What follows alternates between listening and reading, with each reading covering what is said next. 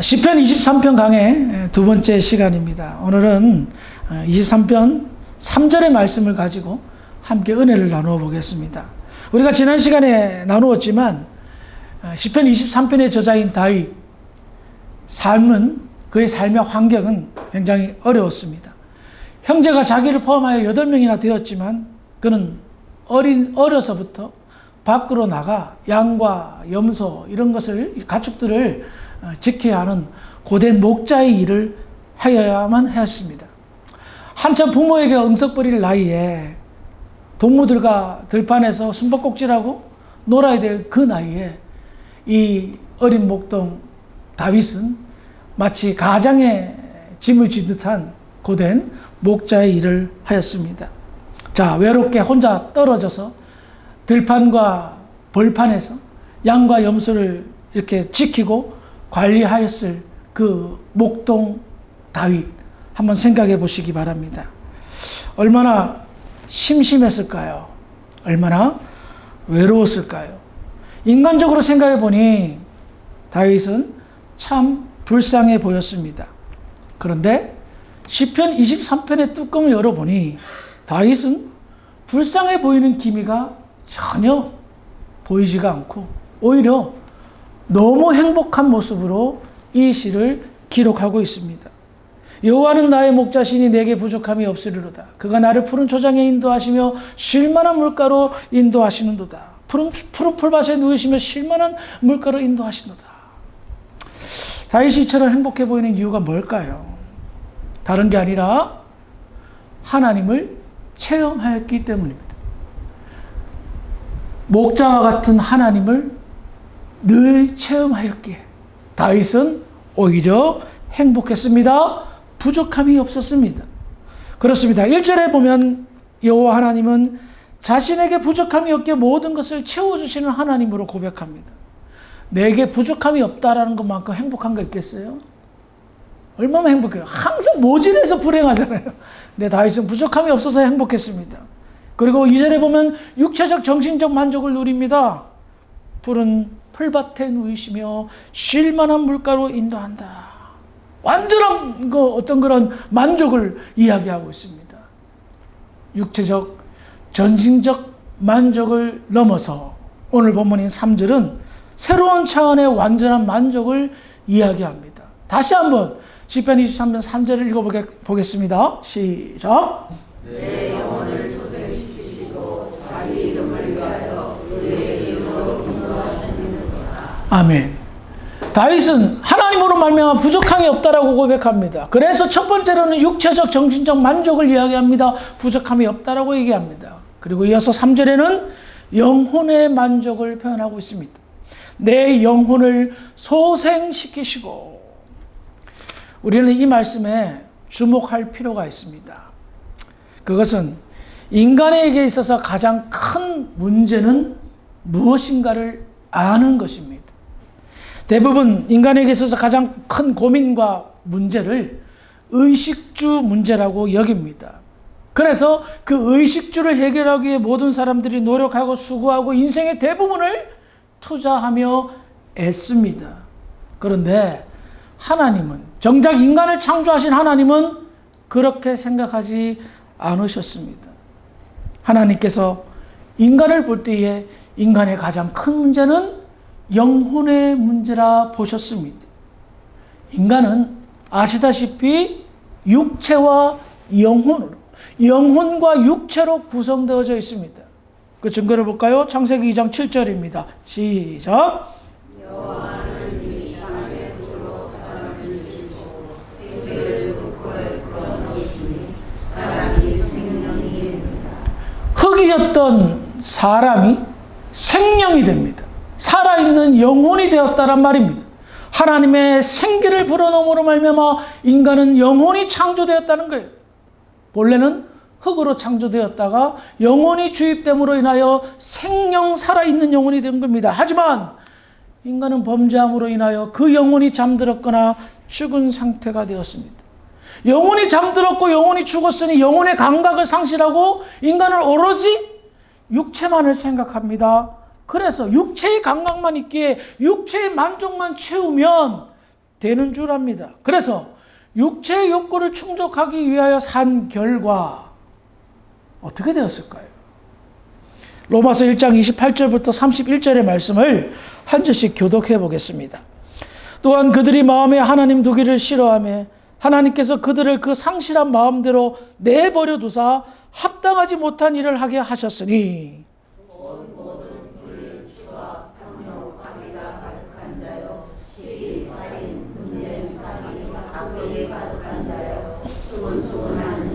비방하는 자요, 하나님께서 미워하는 자요, 능력하는 자요, 교만한 자요, 자랑하는 자요, 악을 도모하는 자요, 부모를 거역하는 자요,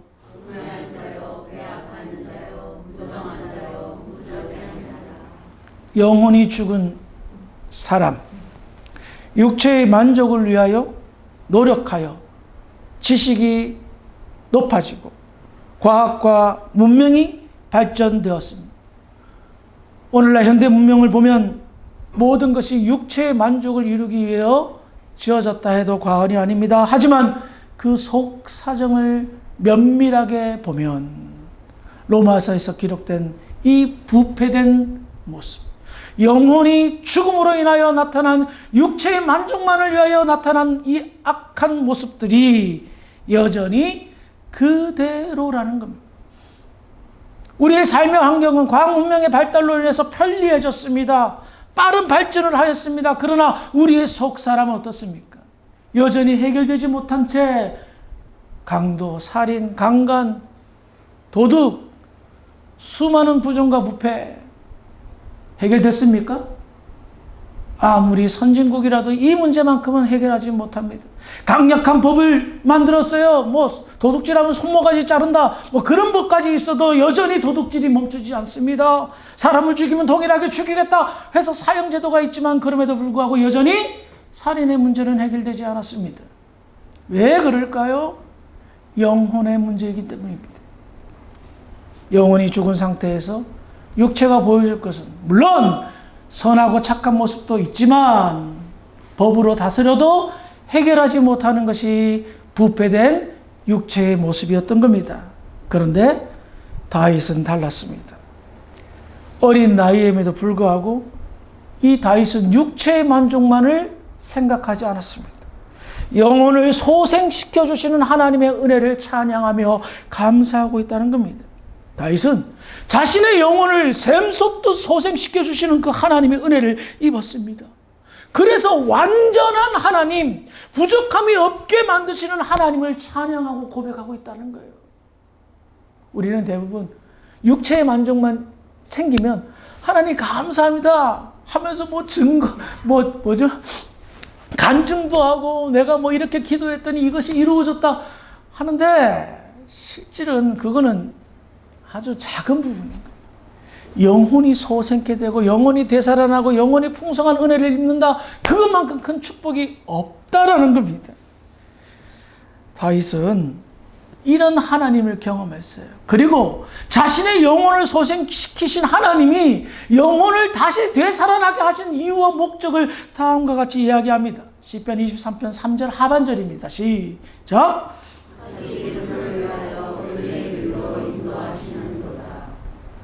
다윗이 영혼이 소생시켜지고 되살아남으로 인해서 하나님을 경험합니다.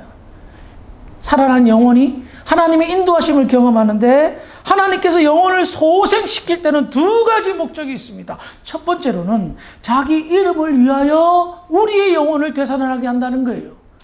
여기에서 자기 이름을 위하여라는 말을 쉽게 표현하면 하나님께 영광 돌리게 하기 위하여. 앞서 로마서도 봤죠. 사람들이 하나님의 영광, 하나님과 함께하기를 싫어했어요. 그래서 하나님이 내버려뒀어요. 죽은 영혼들이 내버려뒀더니 온갖 악한 짓을 저지르잖아요.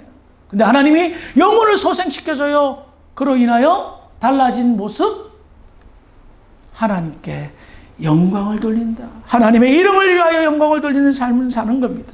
세상에는 크게 두 종류의 사람이 있습니다. 영혼이 살아있는 사람과 영혼이 죽은 사람입니다. 그리고 이 사람들은 확연히 구별된 삶을 삽니다. 영혼이 산 사람은 하나님의 영광을 나타내는 삶을 살며 영혼이 죽은 사람은 하나님의 영광을 가리는 삶을 산다는 겁니다. 그러므로 하나님께서 영혼을 소생시키는 목적 가운데 가장 큰 목적은 하나님의 영광을 나타내기 위함이라는 겁니다. 하나님께서 우리의 영혼을 소생시키는 이유, 하나님의 영광을 나타내기 위해 우리의 영혼을 소생시킵니다. 두 번째로 영혼을 소생시킨 이유는 의의 길로 인도하시기 위함입니다. 하나님께서는 비전을 갖고 계십니다. 죄로 어룩진 이 세상, 하나님의 영광을 가린 이 세상을 정리하실 비전과 꿈을 가지고 계십니다. 그래서 새 하늘과 새 땅, 하나님의 영광이 가득한 하나님의 나라를 꿈꾸고 계십니다. 그래서 하나님은 하나님의 나라를 완성시키기 위해서 지금도 역사하고 계십니다. 그 역사가 영혼을 소생시키는 겁니다. 그래서 의의 길로 인도하신다라는 말은 올바른 길로 걸어가는 것을 이야기하며 하나님의 나라를 향하여 걸어가는 믿음의 길을 이야기하고 있습니다. 영혼이 소생된 사람들, 그 종착역은 어디다? 하나님의 나라의 영광입니다. 천국입니다. 그곳에 갈 때까지 목자이신 하나님께서 우리의 영혼을 소생시키고 그 이름을 위하여 의의 길로 인도하신다는 겁니다. 양은 지독한 근시입니다. 1m 앞도 내다볼 수 없는 눈뜬 봉사 같은 수준입니다. 그래서 양에게 있어서 꼭 필요한 존재는 목자입니다. 앞이 안 보이니까 목자의 음성을 듣고 따라가는 거예요. 가자 하면 가고, 여기다 하면 여기서 풀밭에서 풀을 먹고 말입니다. 그래요. 하나님은 목자로 표현하신 것은 뭡니까? 우리는 지독한 근시입니다. 한 치 앞도 내다보지 못하는 그런 인생을 살아가는 자들입니다.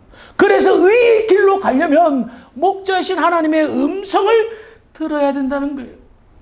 영혼이 소생케 된 다윗, 목자의 음성을 들었습니다. 자기가 어느 길로 걸어가는 것을 듣고 깨닫습니다. 하나님의 영광을 위하여 의의 길로 걸어가는 자신의 모습을 보니 너무나도 감격하며 감사합니다. 그는 세상적 기준으로 보면, 인간적 기준으로 보면 너무나도 볼품없는 존재고 참 힘든 상황이었습니다. 그럼에도 불구하고 하나님을 생각하니 그는 너무나도 가슴이 벅찬 겁니다. 나는 지금 어디로 가고 있다? 의의 길을 걸어가고 있다라는 것. 의의 길을 걸어가고 있으니 그 어린아이가 의의 길을 걸어간다, 인간의 참된 길을 걸어간다는 것을 깨달으니 얼마나 그의 영혼이 풍성합니까? 그가 얼마나 성령이 충만합니까? 사랑하는 성도 여러분, 우리가 그 길을 걸어가야 되지 않겠습니까? 우리의 걸음이 온전한 하나님의 음성을 듣고 의의 길로 걸어가기를 주의 이름으로 부탁을 드리겠습니다. 다시 본론으로 들어와서 하나님이 나의 목자가 될 때에 나에게 첫 번째로는 부족함이 없습니다. 두 번째로는 안식과 평강을 얻습니다. 세 번째는 내 영혼의 만족을 얻습니다. 하나님께서 나의 목자가 되시니 이처럼 완전한 삶도 없고 완벽한 삶도 없습니다. 그러나 하나님이 우리의 목자이시지만, 우리를 의의 길로 인도하고 계시지만 우리의 현실은 어떻습니까? 불완전한 세상입니다. 불완전한 세상 속에 살고 있기 때문에 인생, 삶은 굴곡이 있을 수밖에 없습니다. 종종 역경이 일어날 수밖에 없습니다. 고난과 힘듦이 나타날 수밖에 없습니다. 어린 소년 목동 다윗에게 어떤 역경이 있었을까요? 어떤 굴곡이 있었을까요? 여기서는 말하고 있지 않지만 다윗의 인생을 생각해 보면서, 그 시절을 상상해 보면서 이렇게 생각해 봤습니다. 양과 염소를 목자로서 지키고 보호할 책임이 있었어요. 푸른 풀밭을 찾으러 다니는 것이 얼마나 힘들었겠습니까? 다른 목자처럼 건장한 목자라면 빨리빨리 걸음을 재촉하고 또 멀리 보고 해서 이렇게 경험으로 푸른 풀밭을 찾아다녔겠지만, 어린 목자에게는 경험이 일천한지라 초원 찾기가 참 힘들었을 겁니다. 쉴만한 물가를 인도하는 것도 힘들었을 것입니다. 더군다나 사나운 맹수로부터 지키는 것 쉬운 일은 아니었을 것입니다. 때로는 맹수의 먹잇감으로 자기가 애지중지 키운 양과 염소를 바쳤을지도 모릅니다. 그러면 어땠을까요? 굉장히 낙심되고 굉장히 처졌을 것입니다. 그리고 그 힘든 몸을 이끌고 집으로 돌아왔을 때에 자기를 멸시하고 무시하는 형들이, 야! 너 왜 염소가 지금 2마리나 폈어? 양이 왜 3마리나 폈어? 하면서 혼도 냈을 수 있을 겁니다. 그러면 다윗의 입장은 어땠을까요?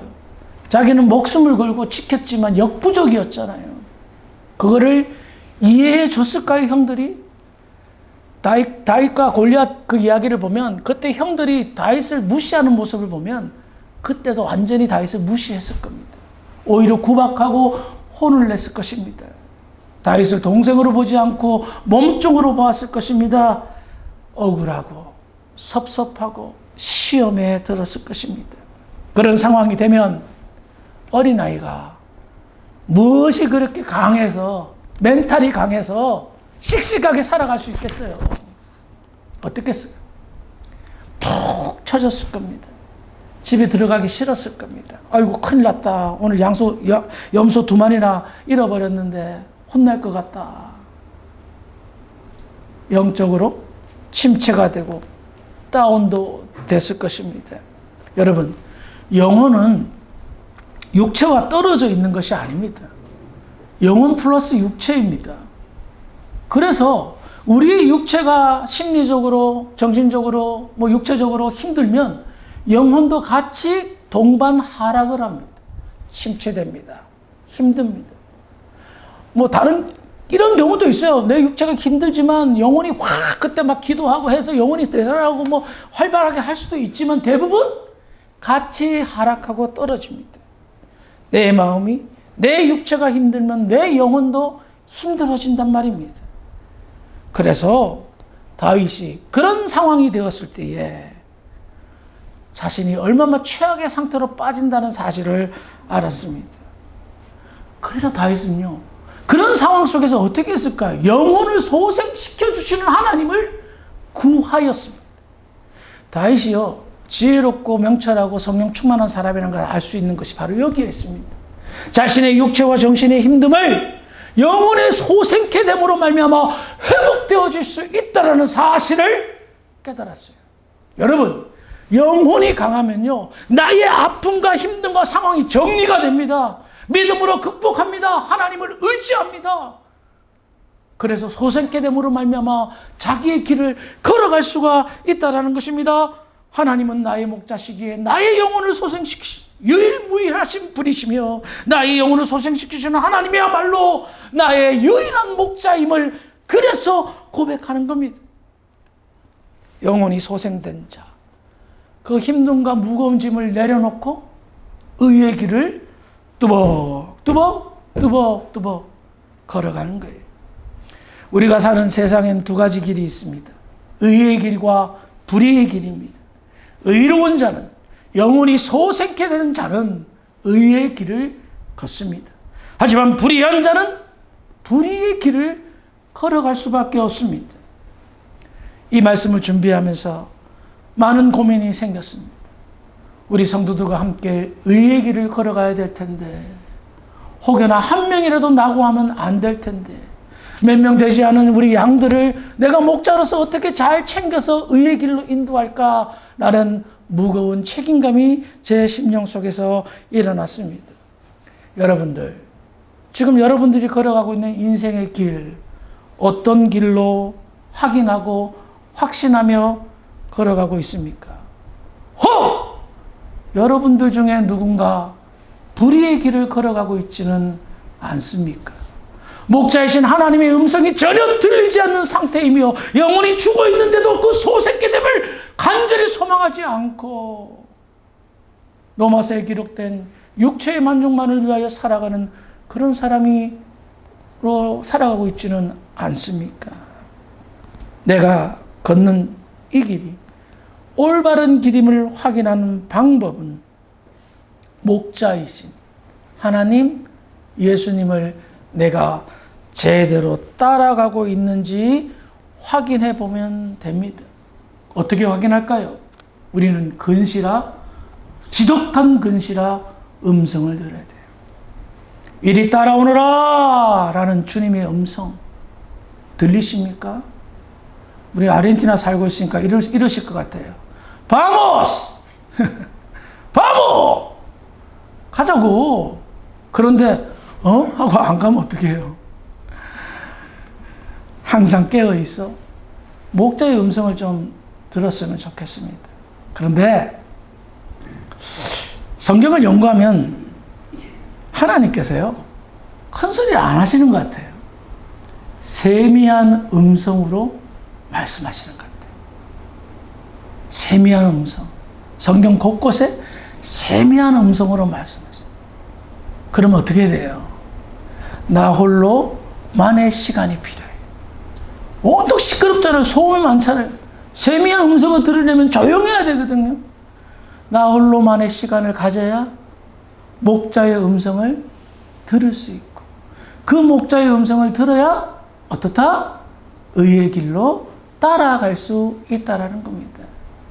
우리 주사랑교회 모든 성도들에게 바모스 하시는 주님의 음성이 늘 들렸으면 좋겠습니다.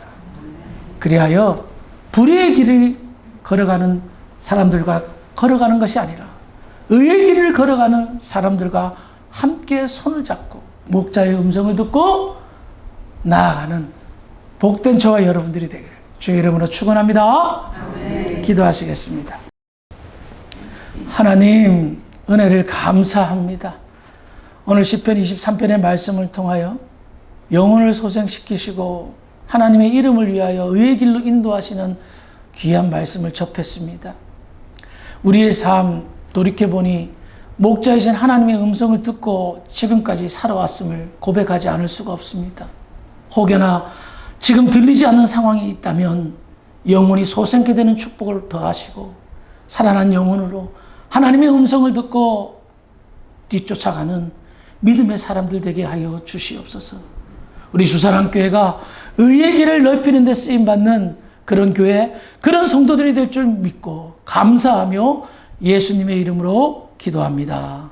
아멘.